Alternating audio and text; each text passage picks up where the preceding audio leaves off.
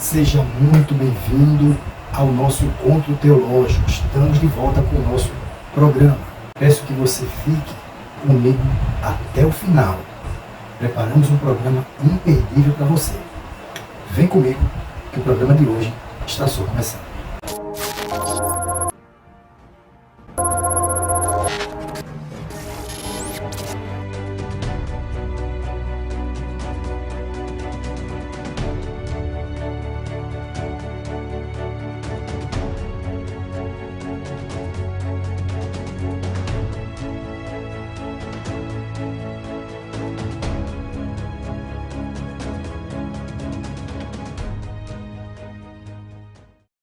A paz do Senhor, o programa de hoje está subordinado à seguinte pergunta: existe alimento que a Bíblia proíbe? Com base nesta pergunta, preparamos um programa muito especial para você. E queremos responder a essa pergunta de muitos cristãos da nossa contemporaneidade, com bases bíblicas, trazendo textos para entendermos bem se de fato existe alimento que ao cristão é proibido ou se não é proibido qualquer tipo de consumo de alimento nos nossos dias atuais. Vale ressaltar a grande relatividade e variedade de alimentos que são comestíveis e não são comestíveis. Até porque existem determinados alimentos que, por exemplo, na Ásia são comestíveis, mas que aqui na América Latina não são comestíveis. Temos essa grande variedade no nosso mundo moderno, em relação a alimentos que em determinado lugar ou uma determinada região são alimentos consumidos, considerados comestíveis, e em outras regiões não comestíveis. Diante dessa grande relatividade, pode-se dizer que o consumo de determinados alimentos não é unânime no mundo, porque em alguns lugares um único alimento pode ser comestível e em outro lugar pode ser não comestível. Portanto, devemos considerar que, dependendo da cultura local em determinada região, aquele alimento será ou não comestível. Deste modo, nós não podemos condenar determinado lugar, ou determinado povo, ou pessoa, por conta dos gostos culinários e gastronômicos dela. Afinal de contas, cada um é cada um. E nem todos têm os mesmos dotes culinários, os mesmos gostos gastronômicos em relação à sua alimentação. Talvez eu goste de algo que você não gosta, e talvez, é claro, dependendo dos seus gostos pessoais, você goste de algo que eu não gosto. E isso é totalmente normal. Motivo esse que, segundo o apóstolo Paulo, não nos dá o direito de condenar ninguém por comer ou não comer qualquer alimento. E nós vamos observar, à luz da Bíblia, essa afirmação no texto a seguir. Acompanhe. O que come, não despreze o que não come, e o que não come, não julgue o que come, porque Deus o recebeu por seu. Romanos, capítulo 14, versículo 3. Muito bem. Diante disso, nós entendemos que existem aqueles que comem de tudo e existem aqueles que possuem determinadas restrições em relação a alguns alimentos.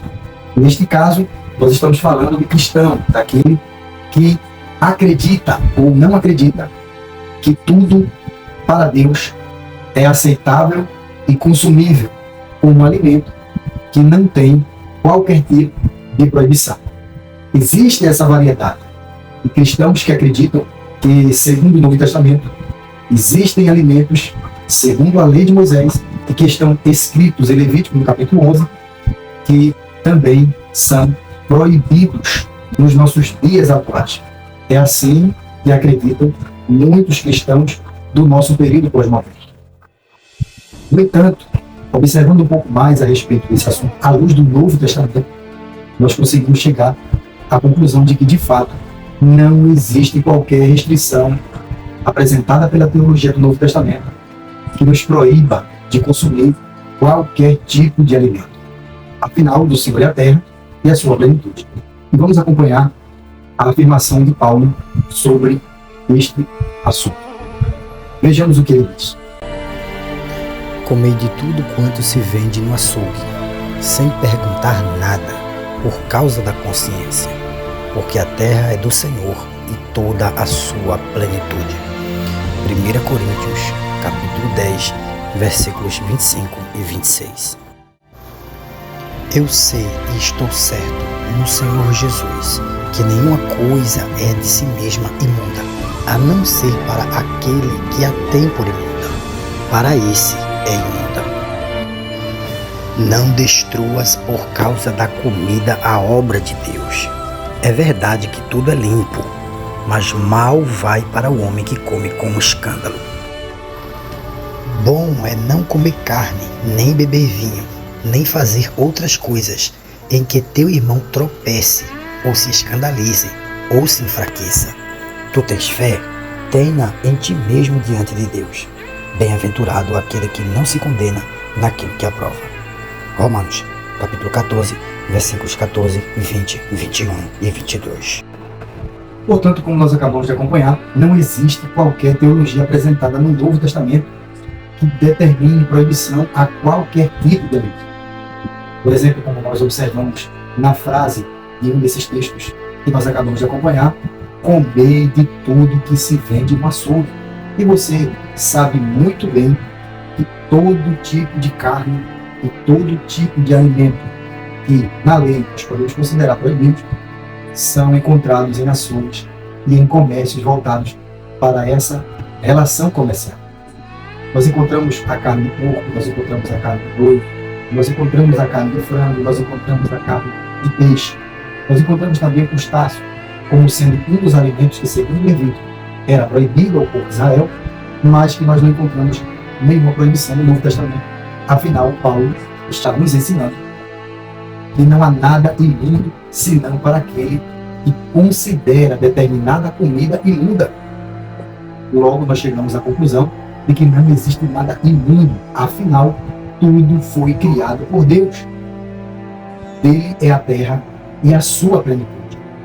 Mas por que Deus privou os filhos de Israel, os hebreus, durante a peregrinação no deserto, de consumirem determinados alimentos conforme a lei que nós encontramos em Levítico no capítulo 11? É que nós devemos considerar que, como propósito divino, Deus queria privar o seu povo de alguns riscos nocivos à saúde do seu povo. Afinal, cientificamente, hoje nós podemos identificar que existem alimentos, como esses, por exemplo, que Deus proibiu ao seu povo de consumir, conforme a sua lei mosaica, que podiam ser prejudiciais à saúde do seu povo.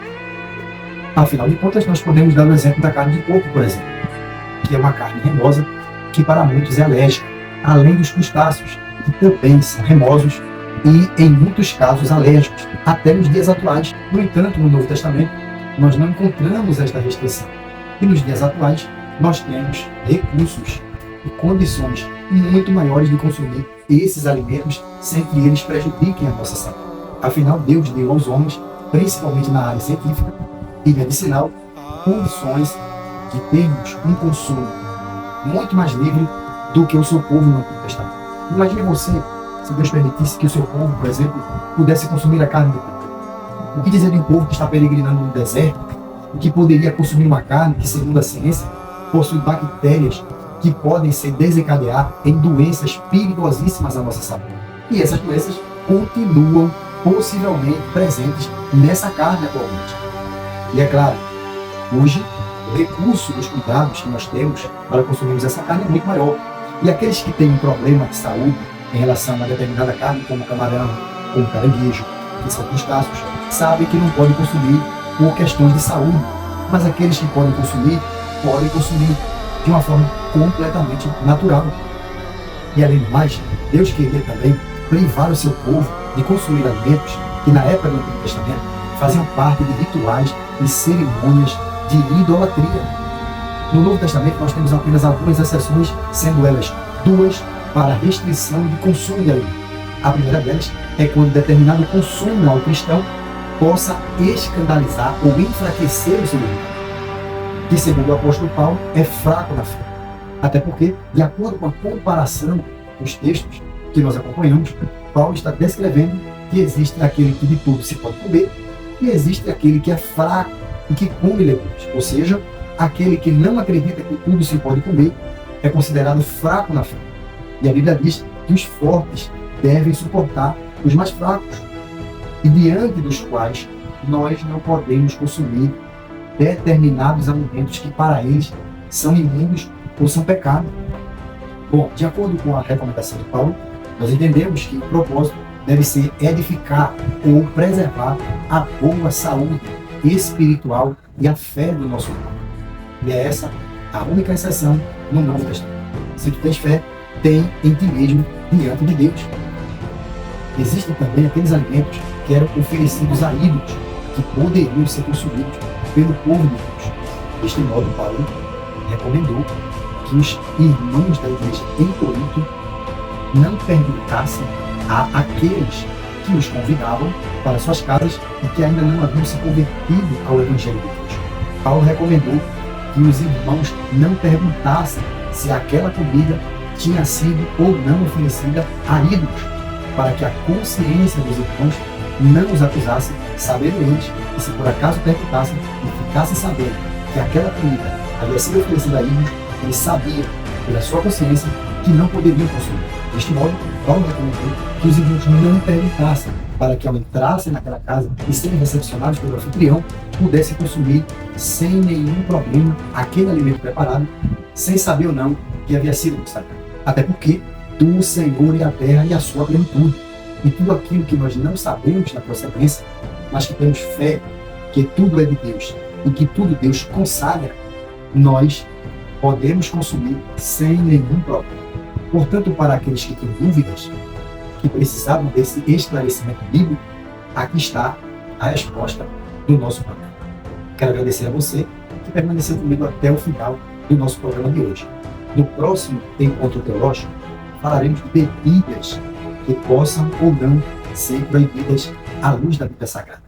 Se você tem dúvidas, deixe nos comentários para que você possa participar do nosso programa. Se você não é inscrito, se inscreva no nosso canal e compartilhe o nosso programa para todos os seus amigos também participarem do nosso Encontro Teológico. Eu quero agradecer a todos os inscritos no nosso programa aqui do YouTube. Que Deus te abençoe e até o nosso próximo Encontro Teológico.